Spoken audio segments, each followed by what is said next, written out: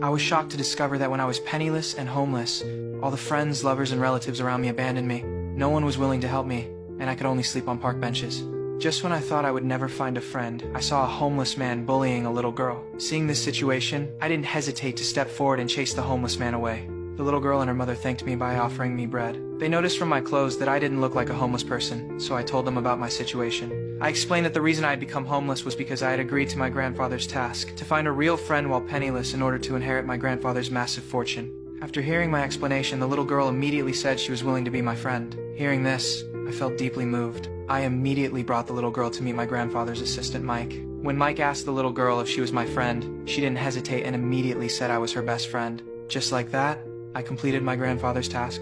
After I saw off the little girl and her mother, Mike handed me an envelope containing $1,500. He said my final task was to spend this $1,500 on the person who needed help the most.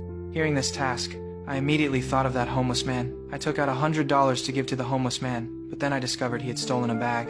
I was about to step forward to stop him when he suddenly turned and ran away. What surprised me was that the stolen bag actually belonged to that little girl.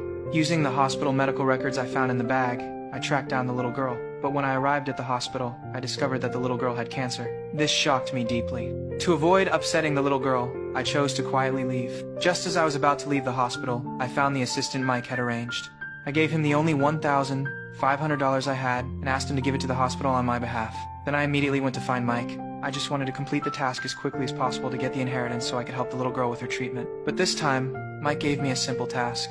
He handed me a check for $100 million and told me to use it for investment, with the condition that it had to be a meaningful investment. When I received this money, I didn't know how to help the little girl at first. Later, when I went to the hospital to see her again, a nurse told me the little girl was at the church.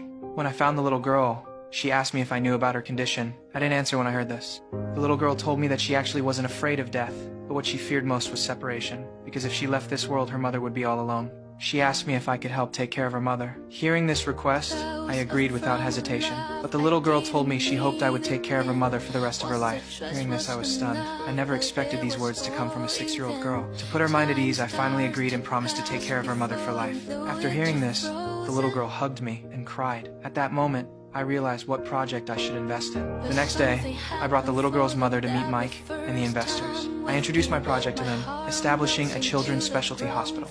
This hospital would specifically treat sick children. What made this hospital special was that it would create a happy environment for the children, helping them maintain an optimistic attitude every day as they face their illnesses, and we would find the world's best doctors for them. My goal was simple. I hoped all these sick children could grow up healthy. I stated that my entire $100 million would be used for this project. After hearing my presentation, Mike